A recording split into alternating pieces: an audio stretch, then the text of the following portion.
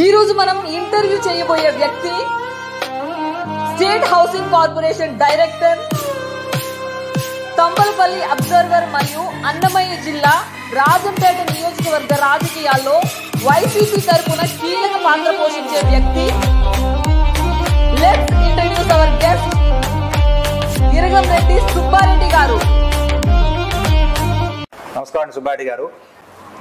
నమస్కారం. మీరు మీ సొంత ఊరు ఎక్కడ? మీరు ఎప్పటి నుంచి రాజకీయాల్లో ఉన్నారు? ఇప్పటి వరకు మీరు ఏ ఏ పదవులు అనుభవించారు? అది సొంత గ్రామం మాధవరం, ఒంటిమిట్ట మండలం. మేము 2006 నుంచి ఒంటిమిట్ట మండలంలో 2006లో జెడ్పీటీసీగా ఎన్నుకోవడం జరిగింది. అప్పుడు కాంగ్రెస్ పార్టీ ప్రభుత్వంలో.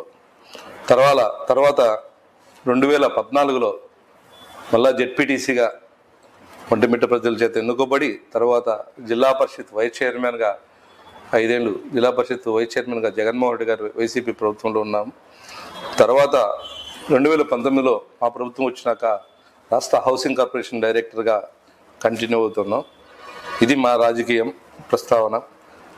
మేము 1985 నుంచి వైఎస్ఆర్ కుటుంబానికి, అంటే అప్పట్లో వైఎస్ఆర్ కుటుంబంలో మా రాజంపేట కాన్స్టిట్యూషన్లో ఫస్ట్ కొండూరు ప్రభావతమ్మ గారు ఉన్నారు. నేను 2004లో రాజకీయాల్లోకి వచ్చినప్పుడు కొండూరు ప్రభావతమ్మ గారు ఆమె మాకు ఇక్కడ సీట్ ఇచ్చి రాజకీయం ఫస్ట్ ఆమె పునాది వేసింది. తర్వాత 2009లో అగ్గేపాటి అమర్నాథ్ రెడ్డి గారు, తర్వాత 2014లో ఆయన సీట్ ఇచ్చి మమ్మల్ని వైస్ చైర్మన్గా చేశారు. కంటిన్యూగా అప్పటి నుంచి మేము వైఎస్ఆర్ కాంగ్రెస్ పార్టీలోనే రాజశేఖర రెడ్డి కుటుంబానికి అండగా, ఇప్పుడు రాజశేఖర కుటుంబానికి తోడుగా వెనుక ఉంటాం.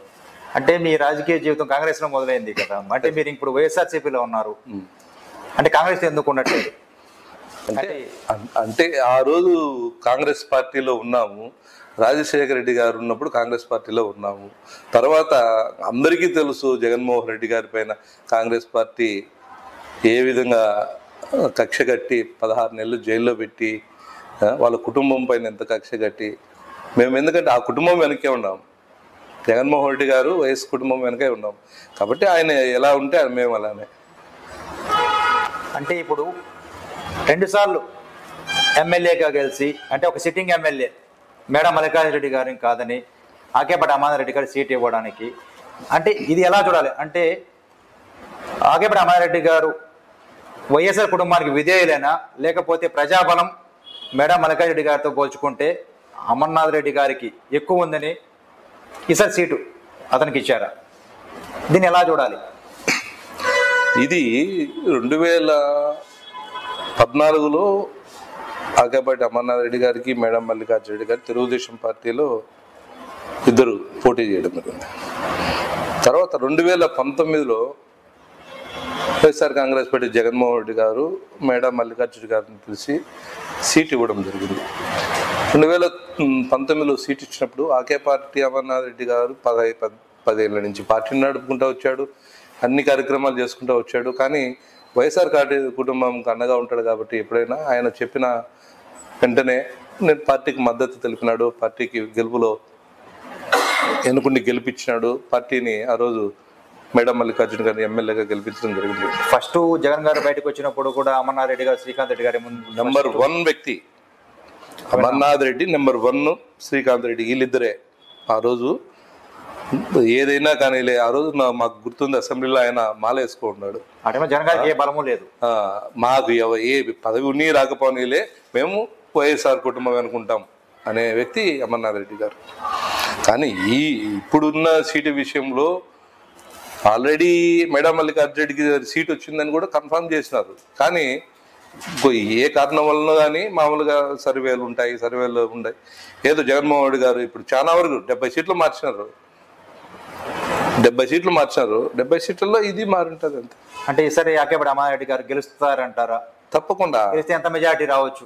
తప్పకుండా గెలుస్తుంది. ఎందుకంటే ఆకేపాటి అమర్నాథ్ రెడ్డి కూడా ఫస్ట్ నుంచి రాజకీయాల్లో ఉన్న వ్యక్తి. ఆయనకేం వ్యాపారాలు మూటి లేదు, ఉదయం లేచి నుంచి రాజకీయమే.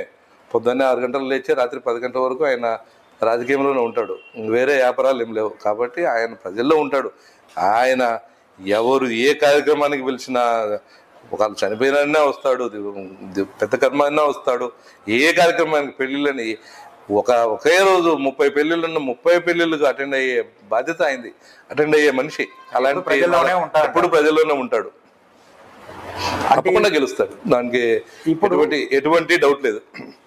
కానీ ఇప్పుడు వినేది ఏంటంటే వెబ్ సైడ్ నుండి మేడం మల్లికార్జున గారు వాళ్ళ గ్రూప్ని టీడీపీలోకి పంపిస్తున్నారు, అందరూ కూడా చాలా మంది టీడీపీలోకి మూవ్ అయిపోయారు అని విన్నాం. మేడా మల్లికార్జున రెడ్డి గ్రూప్ అని మనం, ఎందుకంటే మేడా మల్లికార్జున రెడ్డి వాళ్ళ ఫ్యామిలీ, మేడా మల్లికార్జున ఉన్నాడు, మేడా రఘునాథ్ రెడ్డి ఉన్నాడు, మేడా మధుసూదన్ రెడ్డి ఉన్నాడు, వాళ్ళందరూ ఉన్నారు వైసీపీలో.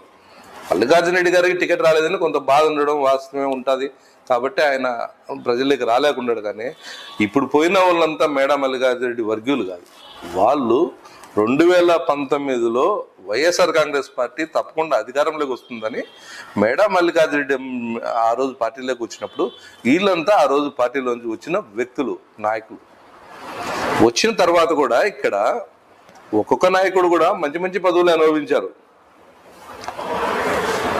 మంచి పదవులు అనుభవించారు. ఇక్కడ అనుభవించి తర్వాత ఇప్పుడు అంతే, ఒక పార్టీలోంచి ఒక పార్టీలోకి చేరే మనస్తత్వం ఉన్నప్పుడు వాళ్ళని ఆపడం చాలా కష్టం. ఆ రోజు వచ్చిన వాళ్ళు వ్యక్తులే, ఈ రోజు పోయిన వాళ్ళు వ్యక్తులే, ఎవరు వాళ్ళమిటి ఓటర్లు ఎవరు బాగాలేదు. ఆ రోజు కూడా రాలేదు ఓటర్లు, ఆ రోజు కేవలం నాయకులు వచ్చారు, ఈ రోజు కేవలం నాయకులే పోయారు. దానివల్ల అయితే వైఎస్ఆర్ కాంగ్రెస్ పార్టీ కానీ అమర్నాథ్ రెడ్డి కానీ ఎటువంటి హాని జరగదు. ఇంకోటి మనం టీడీపీ సైడ్ నుంచి చూస్తే లోకల్ వ్యక్తులు ఎవరు లేదంటే ఇప్పుడు నాన్ లోకల్ వ్యక్తి అయినా సుగవాసి సుబ్రహ్మణ్యం గారిని తీసుకొచ్చి రాజంపేట అసెంబ్లీ స్థానానికి గెలిపారు. అంటే లోకల్లో బలమైన నాయకుడు లేరనా, లేకపోతే టీడీపీకి ఆర్డర్ అనేది లేదనా, బయట నుంచి తీసుకొచ్చి ఇక్కడ అలాంటి అమర్నాథ్ రెడ్డికి పోటీ ఇచ్చే అంత నాయకుడు లేడని చెప్పి అవుట్ సైడ్ నుంచి తీసుకువచ్చారు. అది తెలుగుదేశం పార్టీ వాళ్ళు నాయకులు తెలుసుకోవాలా. ఎందుకంటే ఈ రాజంపేట అనేది ఎప్పుడు 2 బలమైన వర్గాలు ఉన్న ఎప్పుడు కూడా. కానీ జగన్మోహన్ రెడ్డి వచ్చిన తర్వాత, జగన్మోహన్ రెడ్డి సంక్షేమ పథకాలు వచ్చిన తర్వాత ఇది వన్ సైడ్గా వైఎస్ఆర్ కాంగ్రెస్ పార్టీ వైపు మళ్ళింది, జగన్మోహన్ రెడ్డి వలన మళ్ళింది. తర్వాత ఇవి వాళ్ళు నిర్ణయించుకోవాలా. ఇక్కడ లోకల్ నాయకుల పైన సర్వేలు లేవేమో, ఉంటే ఎందుకు హీరో టికెటే, లేకపోతే వాళ్ళు ఏమన్నా అమ్ముకున్నారేమో, మనకు అది కూడా తెలియదు. అంటే దీన్ని బట్టి చూస్తే అంటే అది కేవలం ఏంటంటే వాళ్ళు ఆ టికెట్ ఇక్కడ లేరు అక్కడ ఇచ్చారు అన్నారు కాబట్టి వాళ్ళు ఓటమి వాళ్ళు ఒప్పుకున్నట్టే. అంటే ఇక్కడ బలమైన నాయకులు లేక అక్కడ పోయినారంటే ప్రతి లోకల్ నాన్ లోకల్ ఎట్టా ఉంటుంది, అది కంపల్సరీ వాళ్ళు ఓటమిని ఒప్పుకున్నట్టే కదా. రాజంపేట కాన్స్టిట్యూషన్ లో ఒక బలమైన వైసీపీ నాయకులు, తెలుగుదేశం పార్టీకి నాయకులు లేడని వాళ్ళు టికెట్ ఇచ్చిన విషయంలోనే వాళ్ళు ఓటమి ఒప్పుకున్నట్టు. ఇప్పుడు నాన్ లోకల్ రావడం వలన చెంగల్రాయుడు ఏమైనా వైసీపీకి సపోర్ట్ చేసే అవకాశాలు కనపడుతున్నాయా, లేకుంటే అది మనం చెప్పడం ఎట్లా తెలుస్తుంది, కానీ వాళ్ళ మనస్తత్వంలో ఉండేది మనం చెప్పలేం. దాన్ని చెంగల్రాయుడు చేర్చాడు, ఇంకొక రాయుడు చేర్చాడు అని మేము అనుకోవడం. మాకు జగన్మోహన్ రెడ్డి సంక్షేమ పథకాలు చాలు. సంక్షేమ పథకాలు ఈరోజు ఏ ఇంటిలో కూడా 100% ప్రతి ఇంటికి సంక్షేమ పథకాలు అందింది. తప్పకుండా మాకు సంక్షేమ పథకాలే మమ్మల్ని అధికారంలోకి తెస్తాయి. ఇంకోటి చూస్తే అన్నమయ్య డ్యామ్ తెగిపోయినప్పుడు దీనికి వైఎస్ఆర్ పార్టీ ప్రజాప్రతినిధులే కారణం అని చెప్పి విన్నాం. అంటే ఆ టైంలో దీనివల్ల వైఎస్ఆర్ పార్టీకి కానీ అమర్నాథ్ రెడ్డి గారికి కానీ ఏదైనా ఎఫెక్ట్ పడవచ్చా? ఎందుకంటే వాళ్ళు పడిన ఇబ్బందులు ఆ టైంలో, ఆ వరదల టైంలో ఏమేమి జరిగింది అంతా తెలుసు, అందరూ రాష్ట్రం మొత్తం చూశారు. సో అంటే ఈ లోకల్ ప్రజలు కూడా వాటిని మన దృష్టిలో పెట్టుకొని అంటే ఆ ఓటు బలం అనేది అమర్నాథ్ రెడ్డి గారికి వస్తుందా, అంటే ఆపోజిట్ అంటే టీడీపీకి ఏమైనా వెళ్ళొచ్చా? ఇది అన్నమయ్య డ్యామ్ తెగిపోవడం అనేది ఎవరు రాజకీయ నాయకులు పోయి ఏమేమి గడపాలతో డ్యామ్ తగ్గట్లేదు కదా. ఇది ఒక అనుకోకుండా వచ్చిన ఒక ఉధృతి. అది ఎందుకంటే ఆ రోజు విపరీతమైన వానబడి వీళ్ళకి కెపాసిటీకి మించి దగ్గర 5 లక్షల క్యూసిక్ వాటర్ లేదు ఒక్కసారి తెగిపోయి, పించా డ్యామ్ తెగిపోయి, ఆ ఏరియాలో కొన్ని చెరువులు తెగిపోయి, ఇన్ని చెరువులు తెగిపోయినా ఒక్కసారి ఆ ఇన్ఫ్లో ఎక్కువ వచ్చిన దానివలన వచ్చే కెపాసిటీకి ఈ డ్యాము కొన్ని గేట్లు కూడా ఒక గేట్ ఏదో రిపేర్ ఉన్నందువల్ల దానివల్ల డ్యామ్ తెగిపోయింది. అంతే తప్ప ఎవరు రాజకీయ నాయకులకి ఏం సంబంధం డ్యామ్ తెగిపోవడానికి? రాజకీయ నాయకులు ఏమైనా పోయి గడపాలి తిన్నదని జేసీబీలతో తీయలేదు కదా.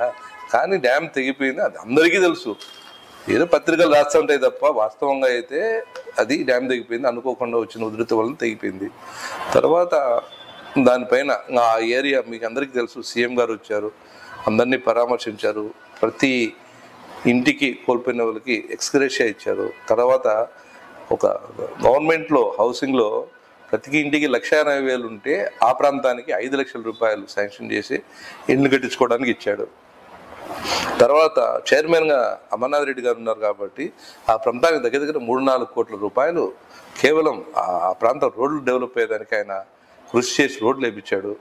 ప్రతి ఇంటికి మేడావాళ్ళు కూడా అప్పుడు సొంత నిధులు కూడా ఇచ్చారు. ఇప్పుడు ఎక్కడ ఆ ప్రాంతాన్ని ఎవరు కాదంటే కొంత టైం పడుతుంది, పూర్తి అయ్యేదానికి కొంత టైం పడుతుంది. ఇది కేవలం రాజకీయ దురుద్దేశంతో మాట్లాడేదే తప్ప డ్యామ్ దిగిపోవడానికి ప్రజాప్రతినిధులకు ఏం సంబంధం ఉంటుంది? ఇంకోటి ఎమ్మెల్యే విషయం కాకుండా ఎంపీ స్థానానికి వచ్చామంటే మిథున్ రెడ్డి గారు పోటీ చేస్తారు వైసీపీ సైడ్ నుండి. అదే ఆపోజిట్లో కూటమి ద్వారా ఎక్స్ ముఖ్యమంత్రి గారు పోటీ చేస్తున్నారు. అంటే దానివల్ల మీకు ఎఫెక్ట్ ఉండొచ్చా? దానికి తోడు 3 పార్టీలు కలిసి వస్తున్నాయి. అంటే మిథున్ రెడ్డి గారు ఈ పోటీ తట్టుకోగలరంటారా? లేకపోతే మిథున్ రెడ్డి గారికి ఆపోజిట్లో ఆయన అంటే ఎవరు కిరణ్ కుమార్ రెడ్డి గారు పోటీ తట్టుకోగలరంటారా? ఇక్కడ ఇది ఎవరు అడిగినా చెప్తారు. ఎందుకంటే కిరణ్ కుమార్ రెడ్డి అనే వ్యక్తి ఈ రాష్ట్రాన్ని విడదీసే దాంట్లో ప్రధాన ముద్దాయి. మీ అందరికి తెలుసు, లాస్ట్ బాల్ ఉంది, లాస్ట్ బాల్ వరకు ఉందని చెప్పి డక్కోటైన క్యాండిడేట్ ఈయన. 10 ఏళ్ళు అయింది విడిపోయిన తర్వాత. 10 ఏళ్ళలో ఏ రోజన్నా కిరణ్ కుమార్ రెడ్డి అనే వ్యక్తి ఈ రాజంపేట పార్లమెంట్లో ఎప్పుడన్నా తిరిగాడా? రాజంపేట పార్లమెంట్ ఏ రోజు తిరగలేదు. కనీసం పీలేరు అన్నా మొత్తం అంతా తిరిగింటాడు, పీలేరులో కూడా తిరిగినాడు. అలాంటి వ్యక్తి ఈరోజు ఎంపీ టికెట్కి నిలబడ్డారంటే అది వాళ్ళ కూటమి రాజకీయం. కిరణ్ కుమార్ రెడ్డి ఏం మేలు చేశాడని ఆయన పార్లమెంటుకు ఓటు అడుగుతాడు. ఏం మేలు చేసినాడు? ఆ రోజు రాష్ట్రాన్ని విడగొట్టినాడు. ఈ 10 ఏళ్లలో ఏ రోజు కూడా కాన్స్టిట్యూషన్లో, పార్లమెంట్ కాన్స్టిట్యూషన్లో కానీ అసెంబ్లీ కాన్స్టిట్యూషన్లో కానీ అడుగుపెట్టలేదు. మొన్న కూడా అసెంబ్లీ కాన్స్టిట్యూషన్ పిలియర్లో కూడా వాళ్ళ తమ్ముడు ఓడిపోయినాడు. అలాంటి వ్యక్తి ఏ విధంగా మా మిథున్ రెడ్డికి పోటీ? వాలంటరీ వ్యవస్థపై ప్రతిపక్షాలు ఒక్కోసారి ఒక్కో విధంగా మాట్లాడుతున్నాయి. అంటే ఇంట్లో మగవాళ్ళు లేనప్పుడు వాలంటీర్లు ఇంట్లో దూరుతున్నారు అని ఒకప్పుడు చంద్రబాబు నాయుడు గారు ఎప్పుడో సభలో చెప్పారు. మళ్ళీ ఇప్పుడేమంటున్నారంటే నేను నెక్స్ట్ సీఎం అయితే అదే వాలంటరీకి 10,000 ఇస్తా అంటున్నారు. దీన్ని ఎలా చూడొచ్చు?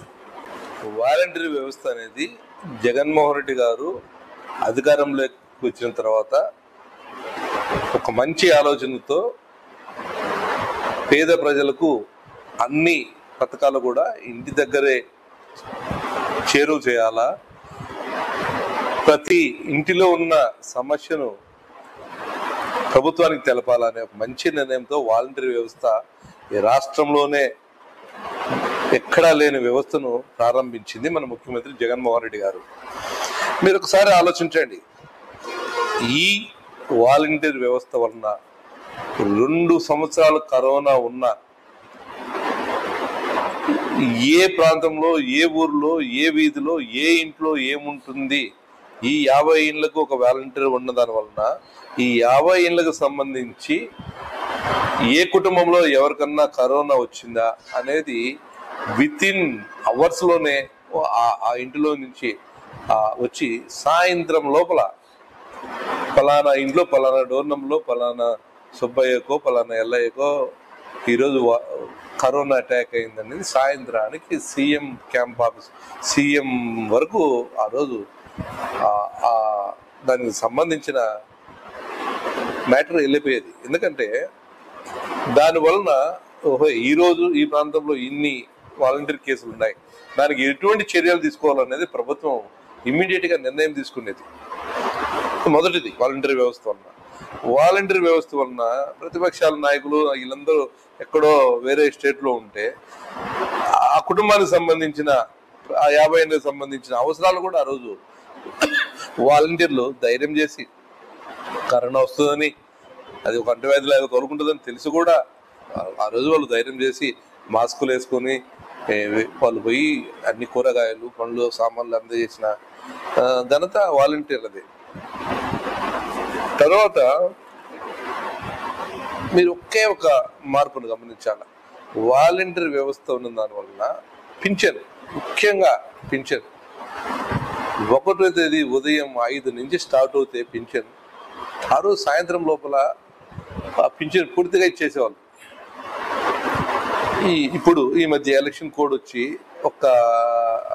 ఏదో కోర్టు ద్వారా వాలంటీర్లు పింఛన్ పంపకూడదని ప్రతిపక్షాలు ఆయన రమేష్ గారు ఆపారు కదా. దాని వలన ఆ 5 రోజుల్లో 5 రోజులు మనం గమనిస్తే నిజంగా జగన్మోహన్ రెడ్డి గారు వాలంటీర్లు పథకం పెట్టి ప్రజలకు ఇంత మేలు చేశారా అనేది బాగా అర్థమవుతుంది. ఎందుకంటే ప్రతిరోజు ఉదయం కాళ్ళు లేని వాళ్ళు ఉన్నారు, నడచలేని వాళ్ళు ఉన్నారు. చాలా మంది నిజంగా టీవీలో చూస్తూ ఉంటే బాగా అయింది. ఒక ఇంత మంచి పథకం, ఇంత మంచి ఆలోచన జగన్మోహన్ రెడ్డికి రావడం నిజంగా ఆంధ్ర రాష్ట్ర ప్రజలు చేసుకున్న పుణ్యం. అది కాకుండా ఇప్పుడు ఒక సర్టిఫికెట్ కావాలా, ఒక సర్టిఫికెట్ కావాలంటే మనం అప్లై చేయాలా, ఎంఆర్ఓ ఆఫీస్కి పోవాలా, ఆ రోజు ఎంఆర్ఓ కాడికి ఇన్షియల్ వేయించుకోవాలా, దాని తర్వాత కిందికి ఫార్వర్డ్ చేస్తారు, దానిపైన ఎంక్వైరీ ఉంటుంది, ఆ ఎంక్వైరీ చేయాలా, తిరిగి ఒక సర్టిఫికేట్ కావాలంటే కనీసం వారం రోజులు, మనం కనీసం వారం రోజులు 2-3 రోజులు ఉన్నా మనం ప్రత్యక్షంగా వాళ్ళకి కనిపించాలి. ఈరోజు అలాంటివి ఏం లేవు. నీకు ఒక ఇన్కమ్ సర్టిఫికేట్ కావాలన్నా, ఏ సర్టిఫికేట్ కావాలన్నా జగన్మోహన్ రెడ్డి గారు సురక్ష అనే ఒక ప్రోగ్రాం పెట్టి దగ్గర అన్ని సర్టిఫికెట్లు విత్ ఇన్ డేలను అప్లై చేసిన వారం లోపల ఇంటికి తెచ్చిచ్చారు, మీటింగ్లు పెట్టించారు. ఇది మన నెలలో దేశ చరిత్రలో ఏ ప్రభుత్వం చేసలేదు, వాలంటీర్ ద్వారా జరిగింది. ఇంకా వాలంటీర్ ఇంకా చేసినవి ఏమున్నాయంటే ఆల్మోస్ట్ ఆల్ ప్రభుత్వం చేసిన ప్రతి పథకం కూడా ఆ కుటుంబానికి సంబంధించిన 50 ఏళ్లకు వాలంటీర్ టేక్ కేర్ టేకర్. తప్పకుండా వాళ్ళకి ఏం జరుగుతుంది, ఆ ఇంట్లో ఏమన్నా ఇబ్బందులు ఉన్నాయా, ఆరోగ్య విషయంలో కూడా ఈరోజు ఏపీలో టాప్. రాజశేఖర రెడ్డి గారు ఆరోగ్యశ్రీ పెడితే జగన్మోహన్ రెడ్డి గారు దాన్ని 500 స్కీములు పైన పెట్టి 25 లక్షల రూపాయల వరకు ఈరోజు ఆరోగ్యశ్రీలో ఫ్రీగా వస్తుందంటే ఒక పేదవాడికి, ఒక మధ్యతరగతి వాడికి ఇంత కాడికి మంచి పరిపాలన ఎక్కడా ఉండదు. ఏ ముఖ్యమంత్రి వైసీపీ ప్రభుత్వంలో అన్ని వర్గాలకు అంటే పేద మధ్యతరగతి వర్గాలకు మేలు జరుగుతుందని మీరు అనుకుంటున్నారా? ఎంతవరకు మేలు జరుగుతుంది? 100%. ఒక మామూలుగా పేదవారికి మధ్యతరగతి ఏం కావాలా, వాళ్ళకి సంబంధించిన ఈరోజు వాలంటీర్ ద్వారా వాళ్ళకి పెన్షన్ ఇంటికి వెళ్తుంది, రేషన్ ఇంటికి వెళ్తుంది, వాళ్ళకి కావాల్సిన సర్టిఫికెట్లు ఇంటికి వెళ్తున్నాయి. తర్వాత విద్యా వ్యవస్థలో మార్పులు. ఒకసారి ఒక పేద ఇంటి మధ్యతరగతి వాళ్ళు చదువుకోవాలనుకుంటే వాళ్ళకు సంబంధించిన విద్యా వ్యవస్థలోని అమ్మఒడి కానించి, విద్యా కాను కానించి, విద్యా దీవెన కానించి, హాస్టల్స్ కానించి, విద్యా వసతి దీవెన కానించి ఎన్ని పథకాలు విద్యలో సుమారుగా 25 లక్షల కోట్ల రూపాయలు ఈరోజు విద్యా వ్యవస్థ కంటే ఒక పేదవాడు కనీసం 0 to బీటెక్ వరకు ప్రతిదీ చదువు కోసం కూడా ఈరోజు జగన్మోహన్ రెడ్డి గారి ప్రభుత్వం అండగా ఉంటుంది పేదవాళ్ళకు, మధ్యతరగతి వరకు. అదే కాదు, ఈరోజు విదేశీ విద్యా వ్యవస్థలో కూడా ఈరోజు ₹1 కోటి వరకు అండగా ఉంటుంది ప్రభుత్వం.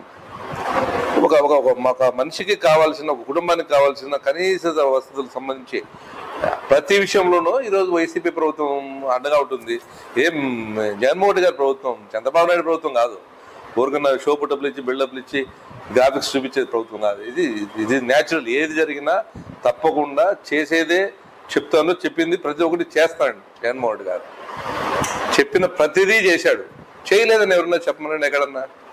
కాళ్ళకు మీరు ఏదన్నా పేదవాడికి కానీ, మధ్యతరగతి వాడిని కానీ ప్రతిదీ జరిగింది. కానీ మీరు ఏదన్నా దానికి చేయలేదని ఎవరు మాట్లాడతారంటే, నాకు తెలిసినంతలో ఈ రాష్ట్రంలో మద్యం సిండికేట్లు వేసేవాళ్ళు, ఇసుక మాఫియా టెండర్లు వేసేవాళ్ళు, వాళ్ళు కొంత బాధపడుతూ ఉండొచ్చు. కానీ పేదవాళ్ళు అయితే 100%, మధ్యతరగతి వాళ్ళు అయితే 100% తప్పకుండా ఈ ప్రభుత్వానికి 100% సాటిస్ఫైడ్. ఎంత కాడికి మంచి పరిపాలన ఏ రాష్ట్ర ముఖ్యమంత్రి ఇంతవరకు ఈ 75 ఏళ్ళ స్వాతంత్ర చరిత్రలో చేయాల మాకు తెలిసినంత వరకు.